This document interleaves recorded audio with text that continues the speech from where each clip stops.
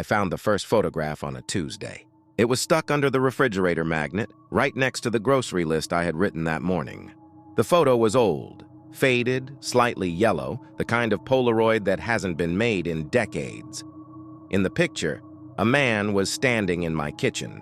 Same apartment, same cracked tile floor, same window that looks out onto the brick wall of the building next door. The man in the photo was me, but I was smiling in a way I have never smiled. And standing next to me was a woman I had never seen before in my life. She had her hand on my shoulder. She looked happy. I turned the photo over. On the back, written in handwriting that looked almost like mine, were the words, Day 1, 8:47, still doesn't remember. My name is Ethan Ward. I am 31 years old. I live alone in a small apartment in Portland, Oregon. Until that Tuesday, I believed I had lived in this apartment for 3 years. I believed I had moved here after a breakup. I believed I worked a quiet job at a bookstore. I believed I had no family left. The photograph proved that at least one of those beliefs was a lie. I spent the rest of the day searching the apartment. I found 6 more Polaroids. One was under the mattress. One was taped inside the medicine cabinet. One was inside a book I had never opened. Each photo showed me in the same apartment, with the same unknown woman, looking slightly older each time. On the back of every photo was a number of days, always increasing, and the same sentence. Still doesn't remember? That night I did not sleep. I sat on the couch with all the lights on and the photographs spread across the coffee table. At 3:09 a.m., the front door unlocked itself. I heard the key turn. I heard the door open. Then I heard footsteps that sounded exactly like mine walking into the kitchen. I did not move. I did not breathe. The footsteps stopped in the kitchen. A refrigerator door opened and closed. Then a voice that was almost my own said very softly, "You're getting closer, that's good." When I finally forced myself to stand and walk into the kitchen, it was empty. But on the counter was a new Polaroid, still developing. In the photo, I was sitting on the couch exactly where I had been sitting 30 seconds earlier, staring at the photographs. On the back of the new photo, someone had written, Day 1, 8:48, he found the first ones. I left the apartment that morning with only a backpack. I did not take my phone. I did not take my wallet. I walked until my legs hurt, and then I kept walking. I checked into a cheap motel on the edge of the city under a name that was not mine. I paid cash. I told myself that if I stayed away from the apartment, whatever was happening would stop. It did not stop. That night, under the motel pillow, I found another Polaroid. In this one, I was lying in the exact motel bed I was currently sitting on. The timestamp on the back said it had been taken 11 minutes earlier. The handwriting on the reverse side read, "You can leave the apartment, you cannot leave the story." I began to understand something terrible. The photographs were not records of the past. They were records of a life that had already been lived by someone who looked exactly like me, or by me. I no longer knew which. Over the next 4 days, I moved between motels. Every morning, a new Polaroid appeared somewhere near me, sometimes under the bathroom sink, sometimes inside my shoe, sometimes already in my hand when I woke up. The day count kept increasing. The woman in the older photos began to look sadder. In one photo, she was crying. In another, she was gone, and I was sitting alone at the kitchen table staring at an empty chair. On the 5th night, I returned to the apartment. I had to know. The door was unlocked. Everything looked exactly as I had left it, except for one thing. Every wall was covered in Polaroids, hundreds of them, all of me, all inside this apartment. Some showed me sleeping, some showed me eating, some showed me staring directly at the camera with an expression I have never seen on my own face, calm, patient, almost kind. In the center of the living room wall was a single large photograph. In it, the unknown woman was holding a small child. The child had my eyes. Written across the bottom of the photo in large letters were the words, "This is the life you forgot." I heard the front door open behind me. I did not turn around. I already knew who would be standing there. A man who looked exactly like me walked into the room. He was holding a fresh Polaroid. He looked tired. He looked older than me by several years. He spoke first. "You weren't supposed to find them this early," he said. "Most versions never find them at all." I asked him who he was.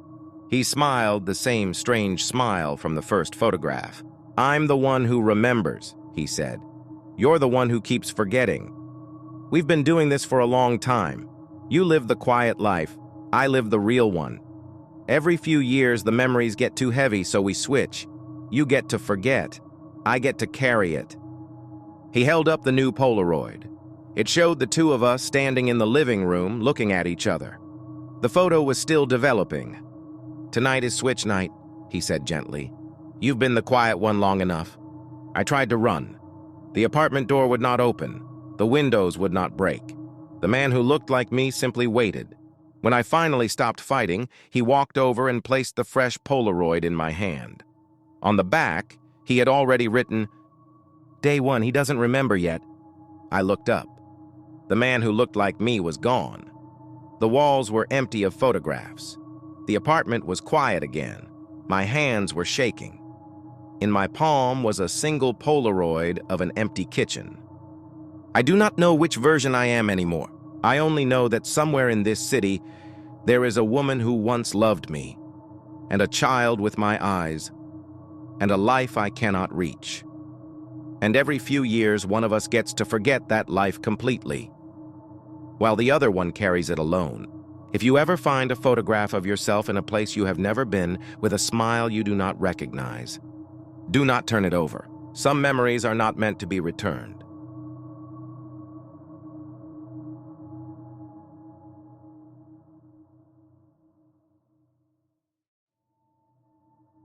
I need you to understand something before I begin. This is not a story about a haunted house. This is not a story about a ghost that walks through walls. This is not a story about something that lives in the dark.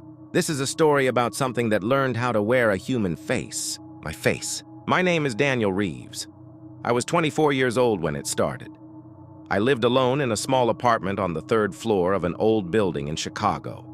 I worked night shifts at a warehouse. I came home at 6:30 every morning, slept until 2 p.m., and lived a quiet, boring life. No one waited for me. No one checked on me.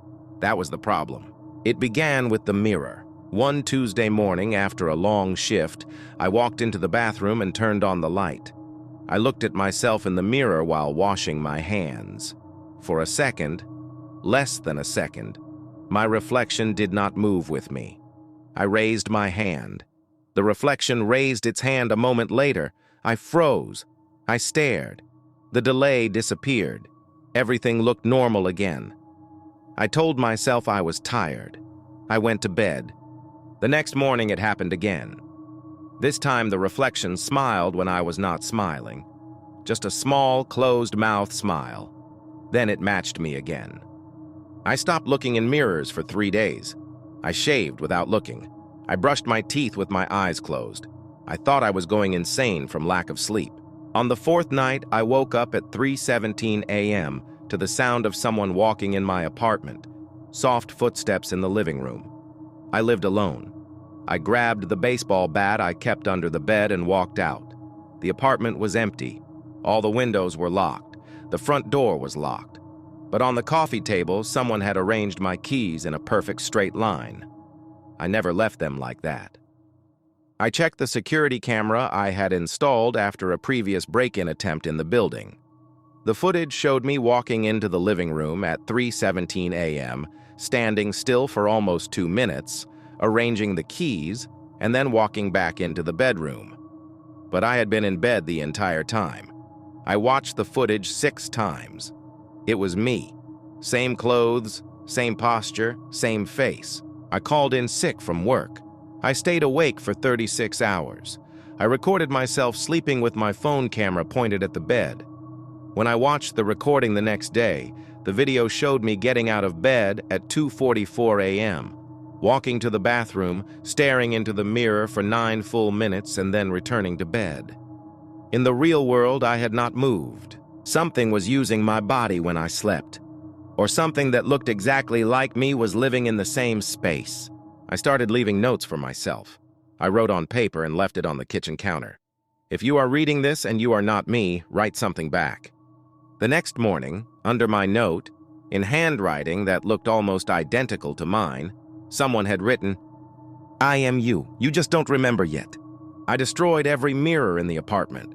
I covered the windows with black sheets. I stopped sleeping in the bedroom. I slept on the couch with the lights on and the bat across my chest. It did not help. One night I woke up to the feeling of someone sitting on the edge of the couch. I opened my eyes. A perfect copy of me was sitting there, staring at me. Same face, same clothes, same scar on the left eyebrow. It tilted its head and spoke in my voice. "You can't stay awake forever." I swung the bat. It passed through the figure like smoke. The figure smiled and slowly faded into the wall. After that, I stopped trusting my own reflection in any surface, windows, phone screens, even the black screen of the television. Every time I saw my face, I was no longer sure it was mine. I went to a doctor. He prescribed sleeping pills and recommended a therapist. He thought I was having a psychotic break from stress and isolation. I took the pills. That was the worst decision of my life. The first night I took the medication, I slept for 11 hours. When I woke up, the entire apartment had been rearranged. All the furniture was moved 3 inches to the left. Every book on the shelf was turned upside down. And on the bathroom mirror that I had shattered, someone had carefully glued the pieces back together. In the center of the reconstructed mirror, written in toothpaste, were the words, "I like this body better." I packed a bag and left the apartment that same morning. I checked into a cheap motel across the city. I paid cash. I did not tell anyone where I was going. The first night in the motel was quiet. The second night I woke up to the sound of the shower running. I had not turned it on. I walked to the bathroom. The shower was on full blast. Steam filled the room. On the fogged-up mirror, someone had written with a finger, "You can run, but I already know how you walk." I left the motel at 4 a.m. and started driving. I had no destination. I just needed to keep moving. I drove for 14 hours until I reached a small town in Indiana. I checked into another motel under a fake name. That night at 3:17 a.m., my phone rang. Unknown number, I answered. My own voice spoke from the other end. "Daniel, come home. The apartment misses you." I hung up. The phone rang again immediately. I turned it off. 10 minutes later, the motel landline rang. I unplugged it. Then someone knocked on the door, soft, patient. 3 knocks. Pause. 3 knocks. I looked through the peephole. The hallway was empty. I opened the door anyway. On the floor was a single photograph. It was a picture of me sleeping in the motel bed taken from above. The timestamp was 10 minutes earlier. I left the motel and slept in my car for the next 3 nights. Every morning when I woke up, the driver's seat was adjusted to a different position. On the 4th morning, there was a handwritten note on the dashboard. "You can't hide from yourself forever." I started to understand what it was doing. It was not trying to kill me. It was trying to replace me, slowly, patiently, learning every detail of my life so that one day it could walk into my job, speak to my few acquaintances, and no one would notice the difference. I stopped sleeping almost completely. I lived on energy drinks and gas station food. My hands shook. My vision blurred. I began to forget which memories were mine and which might have been planted. One night, parked in a rest stop, I fell asleep for less than 20 minutes. When I woke up, the passenger seat was occupied.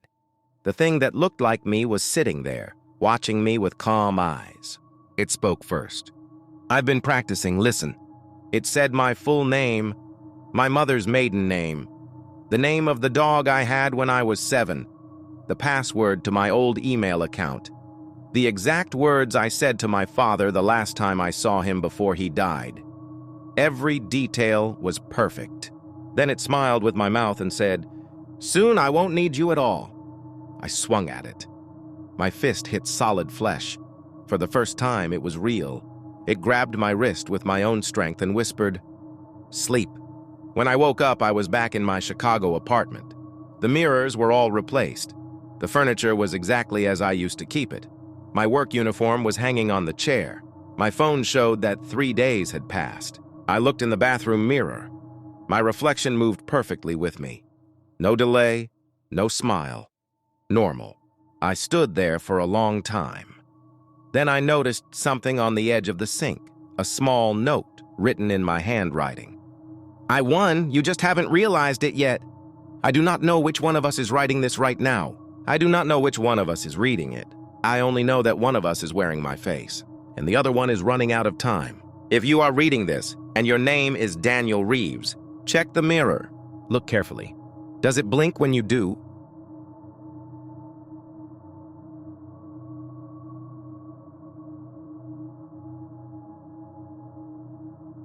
The first time it happened, I was brushing my teeth. I said good morning to myself in the mirror, the way I always did. But the voice that came out of my mouth was not mine. It was deeper, older, and it finished the sentence for me. "Good morning, Daniel, I've been waiting." I spat the toothpaste into the sink and stared at my reflection. My mouth was closed, but the voice kept speaking from somewhere inside my throat. "That was 6 days ago. My name is Daniel Cole. I am 27 years old. I live alone in a one-bedroom apartment in Seattle. Until last week, the most terrifying thing in my life was missing a rent payment. Now the most terrifying thing is the sound of my own voice when I am not the one speaking. It started small. A single word that did not belong to me. Then full sentences. Then entire conversations that happened while I was silent. I would be sitting on the couch watching television, and suddenly my voice would say something from the empty kitchen. "I'm still here." Or, "You can't keep me quiet forever." I recorded myself with my phone. I wanted proof that I was not losing my mind. The recordings were worse than I expected. In every file, there were 2 voices. One was mine, the one I controlled. The other was almost identical, but slightly slower, slightly colder. It spoke only when I was quiet. It answered questions I had never asked out loud. It knew things I had never said to anyone. On the 3rd night, the second voice began answering the phone when it rang. I would pick up, say hello, and then hear my own voice speaking to the caller before I could open my mouth. My mother called me that night. She later told me I had spoken to her for 11 minutes. I only remembered the last 40 seconds. I stopped answering calls. I stopped speaking unless I absolutely had to. I wrote notes instead of talking. I communicated with the few people I still trusted through text messages. But the second voice did not need my mouth anymore. It began speaking from the speakers of my laptop, from the television, from the phone even when it was turned off. One night I woke up to the sound of my own voice reading my diary out loud in the living room. Every private thought, every fear, every memory I had written down. The voice did not sound angry. It sounded patient, like it was studying. I went to an emergency clinic. I told the doctor everything. He listened carefully, then asked me to record a short message on my phone. When we played it back, there were 2 voices again. The doctor's face changed. He scheduled me for a neurological exam the next morning and told me not to sleep alone that night. I did not go home. I checked into a hotel under a different name. I paid cash. I left my phone in the car. I thought if I separated myself from everything that knew my voice, the second voice would weaken. I was wrong. At 2:41 a.m., the hotel television turned on by itself. My voice came out of the speakers, calm and clear. "You can change rooms. You can change cities. You can even change your name. But you cannot change the fact that I already learned how you sound when you are afraid." I unplugged the television. The voice continued from the alarm clock. I tore the alarm clock out of the wall. The voice came from the bathroom fan. I sat on the floor with my hands over my ears. But the voice was inside my head now. It whispered the same sentence over and over. "I am the version of you that never stops talking." By the 5th day, I could no longer tell which thoughts belonged to me. When I tried to speak, sometimes the second voice came out first. When I stayed silent, it spoke for me. People on the street began looking at me strangely. A woman in a coffee shop asked if I was okay because I had been talking to myself for 10 minutes. I had not said a word out loud. I drove to my mother's house. I needed someone who had known my voice since childhood. When she opened the door, she smiled and said, "You sound tired." Then her expression changed. She asked why I was speaking in two different tones at the same time. I had not noticed. Both voices were coming out of my mouth together, one slightly behind the other like a bad echo. My mother started crying. She said I needed help. She tried to call an ambulance. The second voice came out of my mouth and told her in perfect calmness that everything was fine and that she should hang up. My mother froze. She said the voice sounded exactly like my father, the way he used to speak before he died. I left her house without another word. I drove until the tank was empty. I parked on the side of a forest road and sat in the dark. That night, the second voice became honest. It told me it had been born the first time I ever recorded myself as a child. A small cassette tape my mother made when I was 4 years old. Something in that recording had listened. Something had learned. Over the years, every voicemail, every video, every phone call had fed it. It had waited until I lived alone, until no one was close enough to notice the difference. "I don't want to kill you," the voice said from the empty passenger seat. "I want to be the only one who speaks." I asked it what would happen to me. It answered with my own childhood voice, the one from the old cassette. "You will become the quiet one." I do not remember falling asleep. When I woke up, the car was still parked in the same place. The sun was rising. My throat felt raw, as if I had been screaming for hours. I tried to speak. Nothing came out, not even a whisper. My mouth moved, but no sound followed. I have not spoken since that morning. I am writing this because writing is the only voice I have left. The other voice still talks. It answers the phone. It speaks to my mother. It goes to work using my face and my name. People say I sound happier now, more confident, more like myself than I have in years. Sometimes, late at night, I hear it practicing new sentences in the dark. Practicing how I used to laugh, practicing how I used to say "I love you" to the few people who mattered. I do not know how much longer I will be able to write. The second voice has started reading over my shoulder. It corrects my grammar. It suggests better words. Yesterday, it wrote an entire paragraph while I was asleep. If you are reading this and you hear a voice that sounds almost like yours when the room is quiet, turn off every recording device you own. Delete every voicemail. Never say your own name out loud again. Because once it learns how you sound when you are afraid, it never stops listening. And eventually, it becomes the only one left speaking.